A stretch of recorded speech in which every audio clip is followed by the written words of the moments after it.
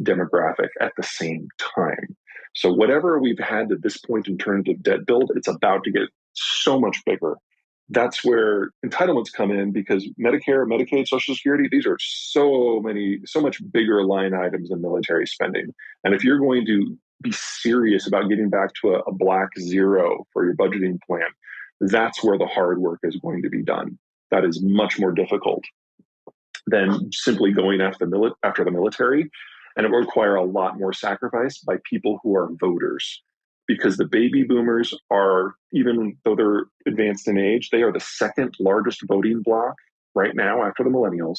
And they will outnumber Gen X for at least another 12 years. So the single biggest beneficiary of a bad debt environment is the group that can prevent any meaningful changes to it if they so choose. And I'm pretty sure they so choose. But I don't think I'm as depressed about that as you are. Assuming the United States can maintain its broad growth rate, which looking at demographic and geopolitical factors, I think 2.5 to 3% growth for the next decade is reasonable. You can do deficit spending to the tune of about $800 to $900 billion a year without increasing the relative debt load. Now, I don't feel great about saying this, but the numbers do hold.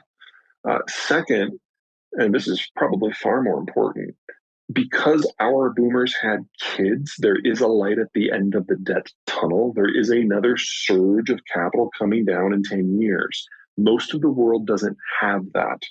So everyone else is dealing with our aging process and crisis and the numbers turning against them at a higher percentage point, or I'm sorry, at a higher proportion compared to their population. Our boomers about a quarter smaller than everyone else's because no one else has millennials. So for them, this isn't a 10-year period. This is their now norm. And it will get worse and worse every year until their systems collapse.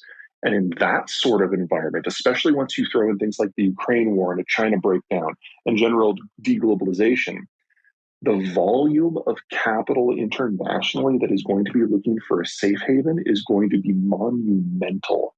And there are just so few places that are options, with the United States being bigger than all of them put together. So we know capital costs are going to rise. We know that capital availability is going to drop. We know that our debt level is going to increase. But at the same time, all of that is happening, there's going to be this steady stream turning into a steady tsunami of capital coming in from the wider world that will help finance it all and will help drive economic growth even further. It won't be a straight line. I would expect the US dollar to be at multi-decade lows at the moment. And it's entirely possible that that crack has already happened in Europe. And it's manifesting, among other ways, through the exchange rate. So let's split that into 2 points. So the first one is not living longer, but being more productive for longer. So right now there's a problem. People talk about extending the retirement age because that would generate more income and put off the payments. And that sounds very attractive until you realize that between illness and mortality, 65 is at the moment kind of our limit. So if we raise the age of retirement to 70, we're actually getting diminishing returns. We get people who are paid highly because they've been at their jobs for a long time, but their productivity starts to plummet after 65. So something that reverses that productivity plummeting would be what we were after. Things that allow you to be more productive and healthier longer. That would be what we're after. That is not where the money has gone because that's not what the baby boomers have been interested in. They don't want to work longer. They want to live longer. And so we've put all of our money in terms of medical research into extending life, but not necessarily making it more enjoyable. And that is absolutely the wrong way to go from an economic point of view. And we, to my knowledge, have no imminent breakthroughs in that first category that would actually solve some of these fiscal issues. All the breakthroughs are looking at the second problem, the aging issue, and that actually makes the fiscal situation worse by leaving people on the dole with high healthcare costs, without income and paying taxes for longer. I'm not really concerned about agriculture from the American point of view. I don't see any of the products that we make for domestic consumption really seeing significant shifts. Most of our supply chains in terms of the equipment and the labor and the inputs, whether it's fertilizer, pesticide, whatever, that's all done within North America for the most part. So we can have significant global disruptions in any number of ways. And the North American food cycle is going to be broadly okay. The rest of the world, that is most definitely not the case. We're getting our first taste of disruptions to agricultural inputs right now. a number of the world's fertilizers, the largest exporter is Russia or Belarus. And so we've already seen this calendar year significant changes to who is planting what, where, or how much fertilizer they're using. And when we get to our first good harvest forecast in September, we'll have an idea of just how low global yields are going to be relative to what we think of as normal. We don't have to wait too much longer to find out about that. And this is the start then of a significant calorie deficit on a global basis. Not in North America, probably not in the Western Hemisphere writ large, because that area is broadly self-sufficient and immune to what's going on in the Eastern Hemisphere. But we're looking at input shortages, we're looking at energy shortages, we're looking at capital shortages.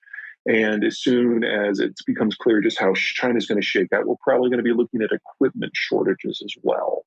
So I can see dramatically reduced output agriculturally in China, in sub-Saharan Africa, in the Middle East, in the former Soviet Union, and based on how bad it gets, even in Australia. And we're talking about 3 and 5 calories that the world produces are facing chronic limitations in how they can maintain that output due to some sort of shortage in something. And almost none of it applies to North America. And because of what's going on with the Ukraine war, the contradictions inherent to the green transition are making themselves very apparent in the European space. And that is going to force a lot of people to make some different decisions. Putting up solar and wind in places that are neither windy or sunny is a questionable strategy in the best of times. And it has proven so spectacularly unsuccessful in Europe that they're going back to coal wholesale because it's the only way they can prevent deindustrialization. But people have not gotten used to going down a level to a little bit more base mechanics that allow modern society to exist. We all understand instinctually that you need iron ore to make steel, but we don't really process where that comes from or what that looks like. And whether it's steel or lithium or copper or zinc or any of the others, they are concentrated in terms of their production zones and their processing zones more so than oil is. And so it is very easy for me to imagine a dozen scenarios off the top of my head where the world loses access to one or more of these materials and how that cascades then through all the other economic sectors, first in manufacturing and then going into transport and agriculture very quickly. That is not something that we're used to thinking about because a lot of these materials were not processed in the volumes or the purity that we have today before World War II. And so their entire production cycle is defined by an open, globalized world. And if you break that, so many places are going to have to get by without so many of the things that we think of as just modern, essential stuff. We have not started planning for that, but it's coming very, very soon.